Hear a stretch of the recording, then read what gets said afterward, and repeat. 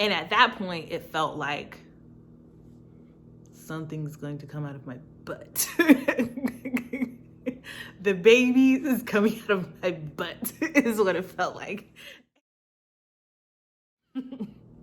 So, it was probably like, I don't know, it was like way in the middle of the night, like maybe like 3 o'clock in the morning, when we ended up going to the birth center. Or yeah, it was something like that. It was later. And so we went to the birth center, and the midwife who was on call, took all my vitals, monitored my contractions, and she was still kind of like, you're not far enough along, but you can stay here if you want. So they have, rooms at the birth center where you go. It kind of looks like your house.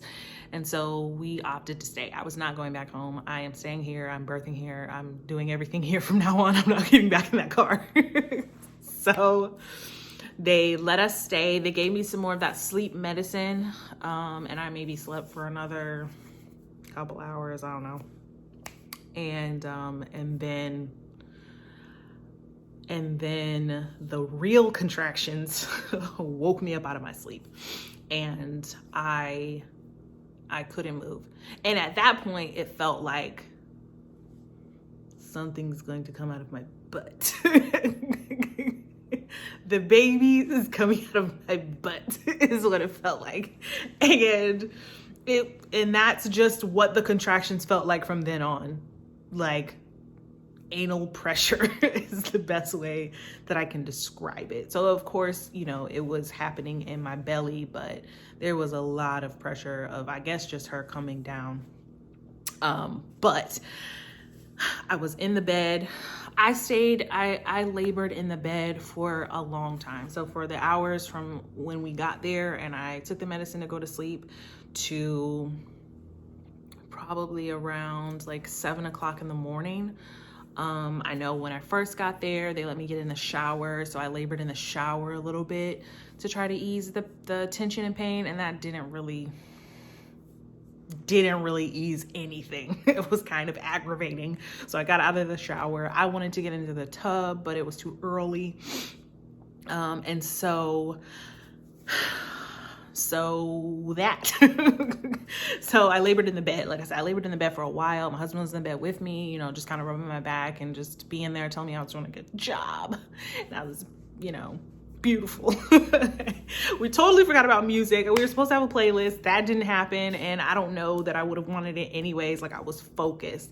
Every time a contraction came, I am, moaning and breathing through it.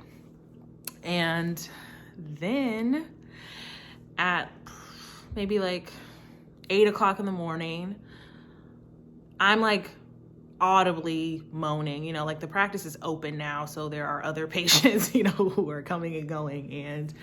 And they told me that I needed to get up and walk around the practice. So they had me walk around. It's like a little square on the inside of the building. And they had my husband walk with me. They showed me a technique of how to do it. And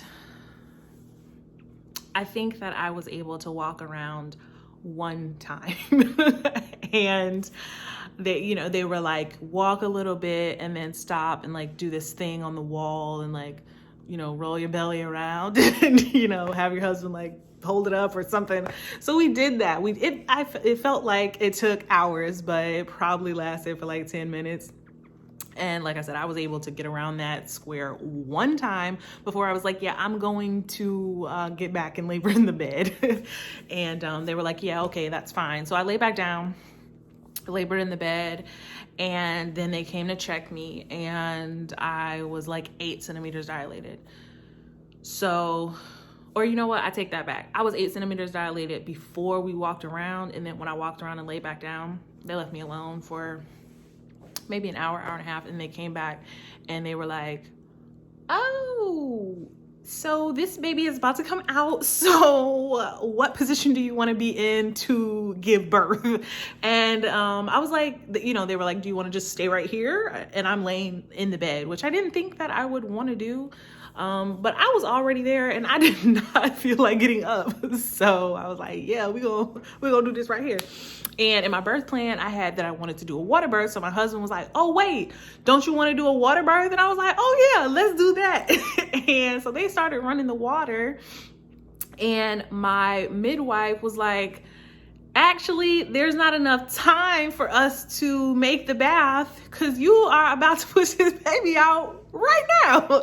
So they stopped doing the water and I'm like, oh, okay. So with my, next contraction, she was like, let's push. So I pushed KJ out in two pushes, and I want to say like 2 different contractions. So I pushed as hard as I could and like maybe her head came out and then they had me pause and wait, and then they were like, okay, with the next contraction, push the rest. And then that's what happened. I pushed the rest and she came out and they put her on my chest, and it was crazy. She was quiet. She wasn't crying, but nothing was wrong. Like nobody was looking like, oh God.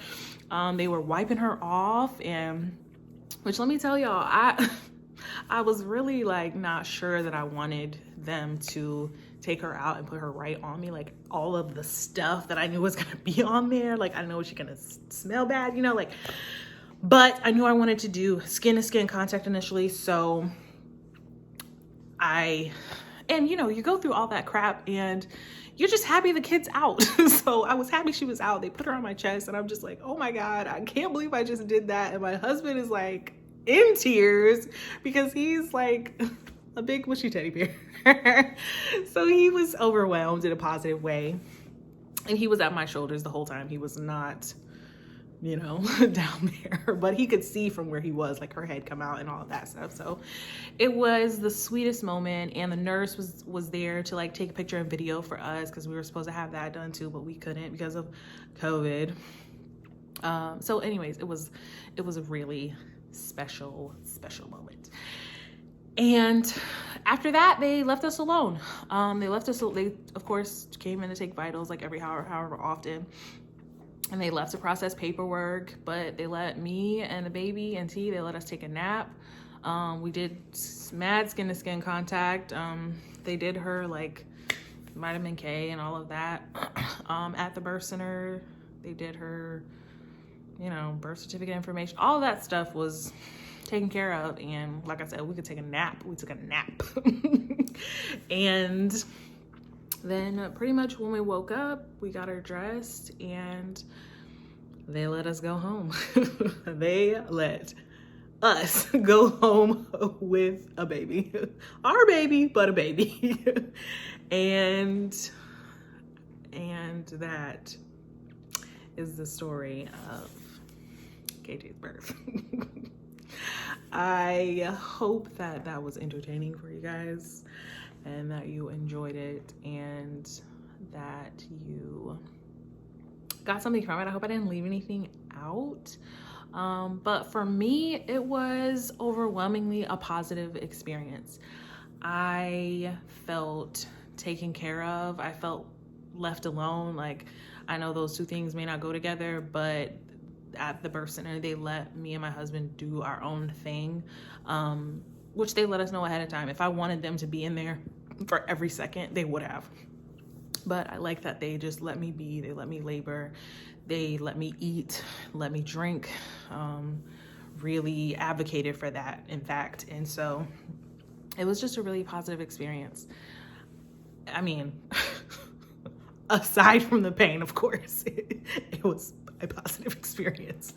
And if ever I choose to have another child, I think that I would do it much in the same way. Like I said, if you are interested in sharing your birth story here on the Black Mama Support Group channel, become a member. But if you're not a member, if you don't want to become a member, anything like that, I still want to hear from you in the comments. Just give me a shout. Let me know what you thought of my birth story and just share a little bit about yours. I will see y'all in my next video. Okay, it's mom and dad. What up? We're on our way to get you out of me. Right now. We've been tell her the story, bro. What story? The story is we've been up since we got up at, you said 3:45 and 4 o'clock for me.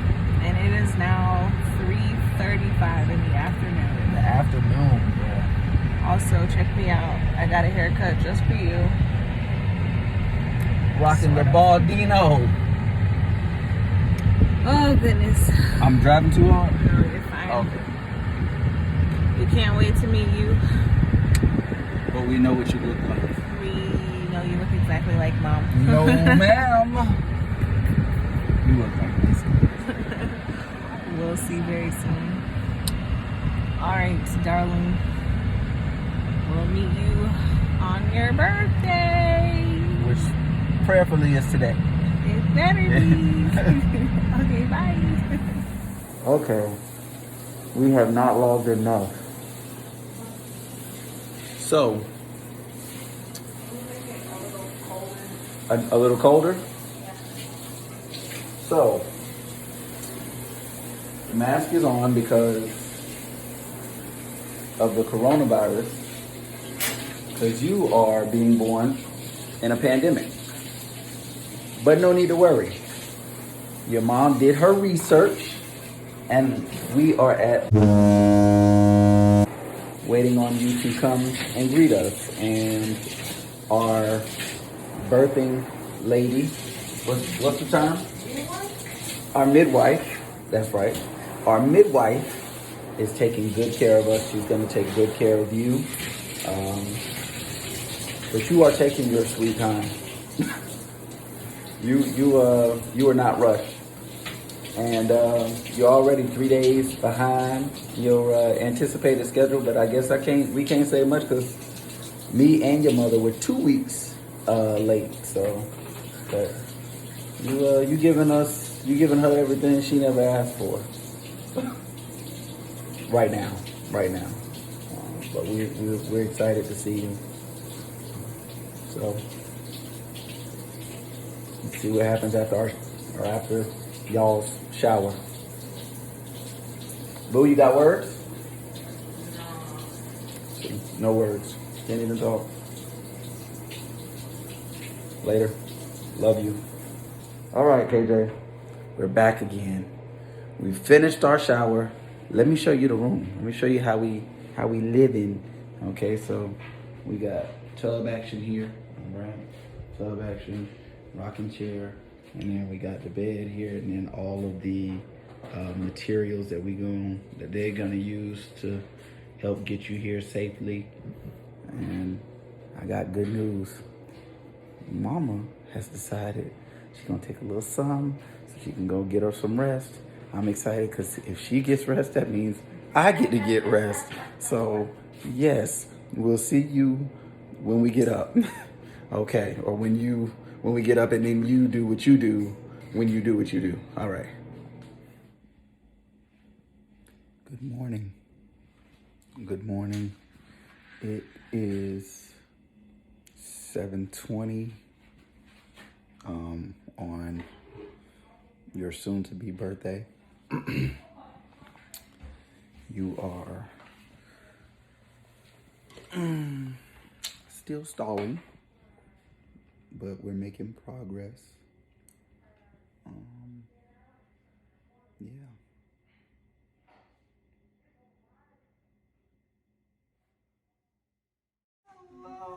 Wow. Oh, hey, baby. You did time, 10:09. 10:09:48. Oh.